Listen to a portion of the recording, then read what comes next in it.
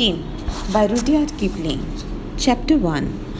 Yet who tread the narrow way by W. Fleury to Judgment Day. Be gentle when the heathen pray to Buddha at Kamakura. Buddha at Kamakura. He sat in a defiance of municipal orders, a straight gun zamzama on a brick platform opposite all hijab gear. The wonder house, as the natives call Lahore Museum, who hold Zamzama, that fire-breathing dragon, hold the Punjab for the great green bronze piece, always first of conqueror's loot. There was some justification for Kim. He had kicked Lala Dinana's boy off the tronions. Since the English hailed the Punjab and Kim was English, though he was burnt black as any native, though he spoke the vernacular by preference and his mother tongue in a clip uncertain sing-song, though he consorted on terms of perfect equality with small boys of bazaar. Kim was white, a poor white of very poorest, the half-caste woman who looked after him. She smoked opium and pretended to keep a second-hand furniture shop by a square where the cheap cabs waited, told the missionaries that she was Kim's mother's sister. But her mother had been nursemaid in a colonial family and had married Kimball O'Hara, a young colour sergeant of Mavericks and Irish regiment. He afterwards took a post on Sindh, Punjab and Delhi Railway, and his regiment went home without him. The wife died of cholera in Firozapur, and O'Hara fell to drink, a lofting up and slowed down the line with a keen eye, 3-year-old baby. Societies and chaplains, anxious for the child, tried to catch him, but O'Hara drifted away, till he came across a woman who took opium and learnt the taste from her and died as a poor white died in India. His estate at her death consisted of 3 papers. One he called his New Veritur because those words were written below his signature thereon, and another his clearance certificate. The third was Kim's birth certificate. Those things he was used to say in his glorious opium hour will yet make little Kimball a man. On no account was Kim to part with them, for they belonged to a great piece of magic. Such magic has been practiced over yonder behind the museum in the big blue and white Jadugir. The magic house, as we named the Masonic Lodge, it would, he said, all came right some day, and Kim Hon will be exalted between pillars, monstrous pillars of beauty and strength. The colonial himself, riding on a horse as the head of the finest regiment in the world, will attain to Kim, a little Kim that should have been better off than his father, 900 first-class devils whose god was a red bull. On a green field would attain to Kim if they had not forgotten O'Hara. Poor O'Hara. There was a gang 4 men on Firozapur line. Then he would weep bitterly in a broken rush chair on the veranda.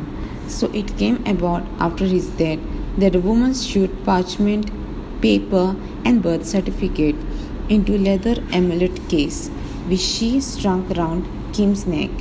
And someday, she said confusingly, remembering O'Hara prophecies, there will come for you a great red bull on a green field, and the colonial riding on his tall horse, yes, and dropping into English 900 devils. "Ha," said Kim, "I shall remember. A red bull and a colonial on a horse will come, but first, my father said, will come the 2 men, making ready the ground for this matter. That is how my father said. They always did, and it is always so when men work magic." If the woman had sent Kim out to the local Jadugir with those papers, he will of course have been taken over by a provincial launch and sent to Masonic orphanage in the hill. But what she had heard of magic, she distrusted Kim. 2 hale views of his own. As he reached the years of indiscretion, he learned to avoid missionaries and white man of serious aspect who asked who he was and what he did. For Kim did nothing with an immense success. True, he knew the wonderful wall or city of Lahore from the Delhi gate to the outer fort ditch, was hand in glove with men who lead lives strangers than anything Harun al-Rashid dreamed of, and he lived in a life wild as that of the Arabian Nights. But missionaries and secretaries or charitable societies could not see the beauty of it. His nickname through the world was Little Friend of All the World, and very often, being lethe and inconspicuous, he executed commission by night on the crowded housetop. For a sleek and shiny young man of fashion, it was intrigue, of course. He knew that much, as he had knew all the evil sins he could speak. But what he loved was a game for its own sake. The stealthy prowl to the dark gullies and lanes, the crawl up a water pipe, the sights and the sound of the woman's world on the flat roof, and the headlong flight from the housetop to housetop under cover of a hot duck. Then there were holy men, ash-mitted fakirs by their bricks shine under the trees at the riverside, with whom he was quite familiar, greeting them as they returned from begging tours, and when no one was, by eating from the same dish. The woman who looked after him insisted with tears that she should wear European clothes, trousers, a shirt, and a battered hat. He found it easier to slip into Hindu or Mohammedan garb when engaged on a certain business. One of the young men of fashion, he who was found dead at the bottom of a well on the night of the earthquake, had once given him a complete suit of Hindu kit, the custom of a low caste street boy, and Kim stored it in a secret place under some bulwarks in Neela Ram timber yard, beyond the Punjab High Court. When the fragrant deodor longs lie seasoning after they had driven down the Ravi, when there was business or a frolic afoot, Kim would use his properties, returning at dawn to the veranda, all tired out from shouting at the heels of a marriage procession or yelling at a Hindu festival. Sometimes there were food in the house, more often there was not, and then Kim went out again to eat with his native friend. As he drummed his heels against Zamzama, he turned now and again from the king of the castle game with a little Chota Lal and Abdullah, a sweet-smeared seller's son, to make a rude remark on the native policeman on guard rows of shoes at a museum door. The big Punjabi grinned tolerantly. He knew Kim of old, so did the water carrier, slushing water on the dry road from his goat skin bag. So Jawahir Singh, the museum carpenter, bent over a new packing cases. So did everybody in the sight except the peasants from the country, hurrying up to the wonder house to view the things that men made in their own province and elsewhere. The museum was given up to Indian art and manufacturers, and anybody who sought wisdom could ask the curator to explain. Off, off, let me up, cried Abdullah, climbing up Zamzamaville. Thy father was a pastry cook, thy mother stole ghee, sang Kim. All Mussalmans fell off Zamzama long ago. Let me up, shrilled little Chota Lal in his gilt embroidered cap. His father was worth perhaps $500,000 sterling, but India is only democratic land in the world. The Hindus fell off Zamzama too. The Muslims pushed them off. Thy father was a pastry cook. He stopped for their shuffle round the corner from Rory Moti Bazaar. Such a man as Kim, who thought he knew all castes, had never seen. He was nearly 6 feet high, dressed in a fold upon fold of dingy stuff like horse blanketing, and not one fold of it could Kim refer to any unknown trade or profession. At his belt hung a long open work iron pencase and a wooden rosary, such as holy men wear. On his head was a gigantic sort of tam o' shanter. His face was yellow and wrinkled like that of Fok Shink, the Chinese bootmaker in the bazaar. His eyes turned up at the corners and looked like a little slight of onyx. "Who is that?" said Kim to his companions. "Perhaps it is a man," said Abdullah, finger in the mouth, staring. "Without doubt," returned Kim, "but he is no man of India that I have ever seen." "A priest, perhaps," said Chotalan, spying the rosary. "See, he goes in the wonder house." "Nay, nay," said the policeman, shaking his head. "I do not understand your talk." The constable spoke Punjabi. "Oh, friend of all world, what does he say?" "Send him hither," said Kim, dropping from Zamzama, flourishing his bare heels. "He is a foreigner, and thou art a buffalo." Men turned helplessly and drifted towards the boy. He was old, and his woolen gabardine still reeked of the sting artemisia of the mountain passes. "Oh, children, what is that big house?" he said in a very fair Urdu. "The Ajib Gir, the Wonder House." Kim gave him no title, such as Lala or Minion. He could not divine the man's creed. "Huh, the Wonder House? Can any enter? It is written above the door, all can enter, without payments." "I go in and out. I am not banker," laughed Kim. "Alas, I am an old man. I did not know." Then, fingering his rosary, he half turned to museum. "What is your caste? Where is your house? Have you come far?" Kim asked. "I came from Kullu, from beyond the Kaliyas." "But what know you?" "From the hills where he sighed the air and waters are fresh and cool." "Ha, Kaitai, a China man," said Abdullah proudly.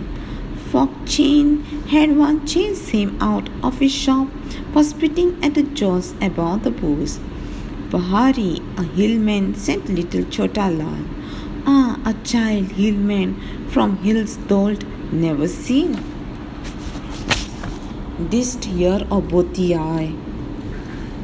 "Tibet. I am not Kaitai, but Botia, a Tibetan." "Since you must know a lama, or say a guru, in your tongue." "A guru from Tibet," said Kim. "I have not seen such a man."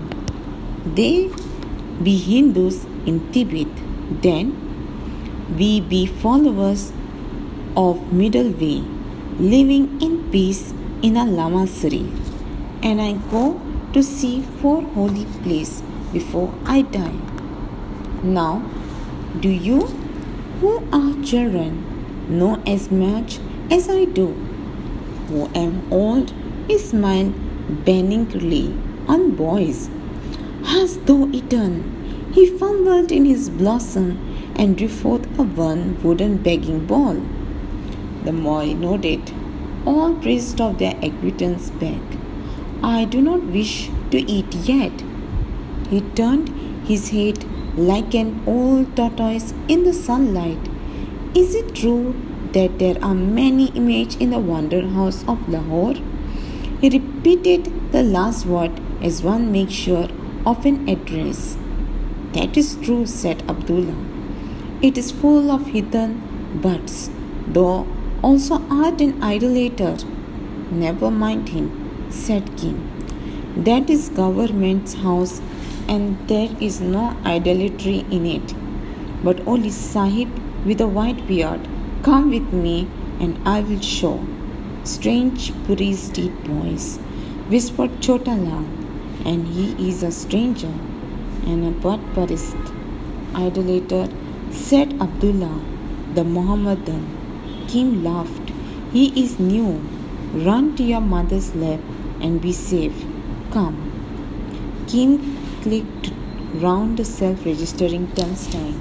The old man followed and halted amazed. In the entrance hall stood a larger figure of Greco-Buddhist sculpture done, servants know how long since, by forgotten workmen whose hands were feeling and not skillfully for miserably transmitted Grecian touch. There were hundreds of pieces, friezes of fingers in relief,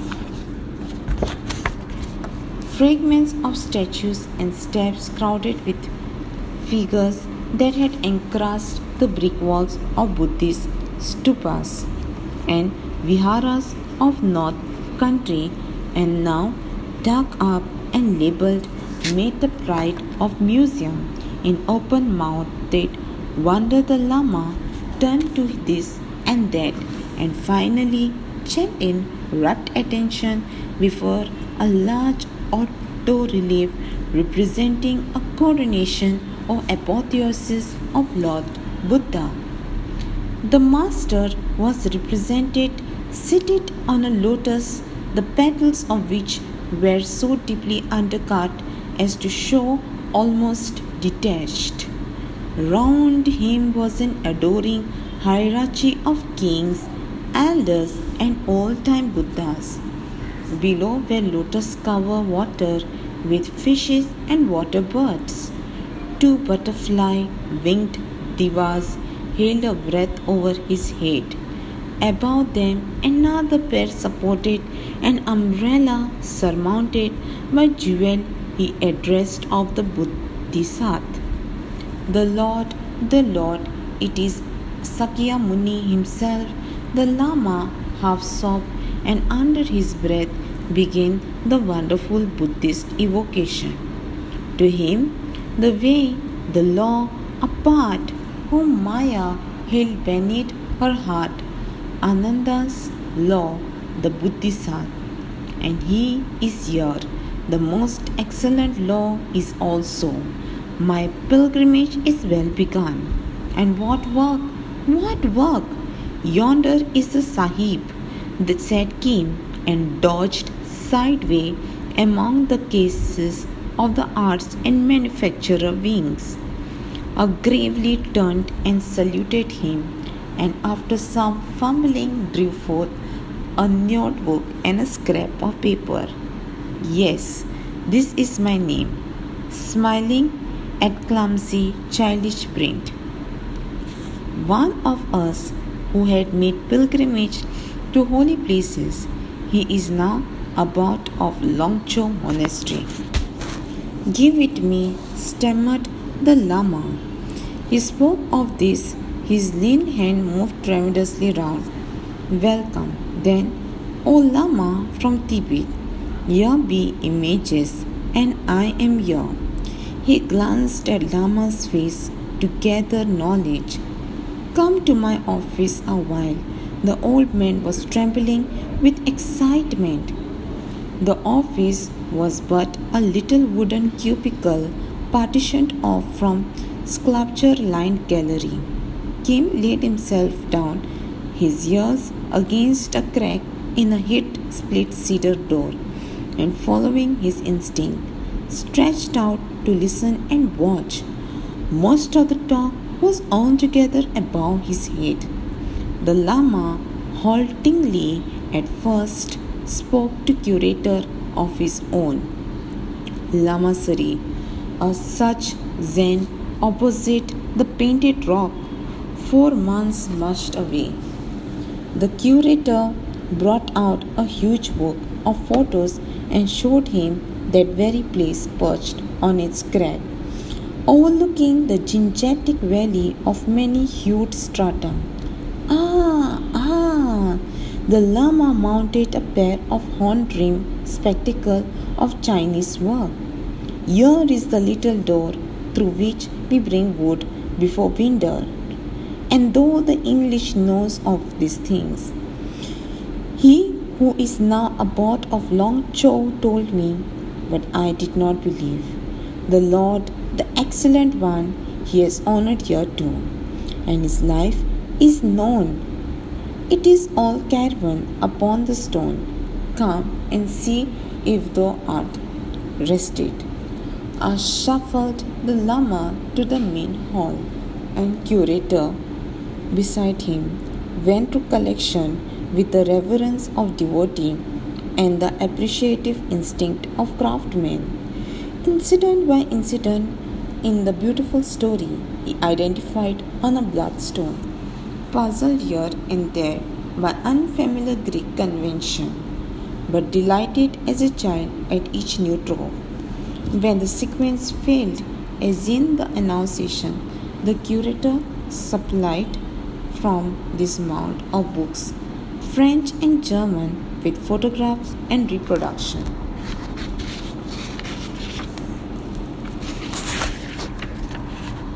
Here was devotee Asita, the pendant of Simon in Christian story, holding the Holy Child on his knee, while mother and father listened, and there were incidents in the legend of cousin Devadatta. Here was a wicked woman who accused the master of impurity, all confounded. Here was the teaching in Deer Park, the miracle that stunned the fire worshipper. Here was a Bodhisattva in royal state as a prince. The miraculous birth, the death of Kusing Nagara, where the weak disciple fainted, while there were almost countless repetitions of meditation under Bodhi tree. And the adoration of alms bowl was everywhere. In a few minutes, the curator saw that his guest was no mere betelling mendicant, but a scholar of part, and they went at it all over again. The lama taking staff, whipping his spectacle, and taking at railway speed in a bewildering mixture of Urdu and Tibetan. He had heard of the travels of Chinese pilgrimage, Fu Hayon and Hawan Tazing, and was anxious to know if there was any translations of their record. He drew in his breath as he turned helplessly over the pages of Bill and Stenlias Julian. These all here, a treasure locked. Then he composed himself relevantly to listen to fragments hastily rendered into Urdu. For the first time he heard of the labors of European scholars who, by the help of those and 100 other documents, have identified the holy place of Buddhism. Then he was shown a mighty map, spotted and traced with yellow. The brown finger followed the curator pencil from point to point. Here was Kapilvastu, here the Middle Kingdom, and here Mahabodhi, the Mecca of Buddhism, and here was Kusing Nagara, sad place of Holy One dead. The old and the curator lit another pipe. Kim had fallen asleep. When he waked, the talk, still in sped, was more within his comprehension. And thus it was, O fountain of wisdom, that I decided to go to holy places, which his foot had trod to the birthplace, even to Kapila, then to Mahabodhi, which is Bodh Gaya, to the monastery, to the deer park, to the place of his death.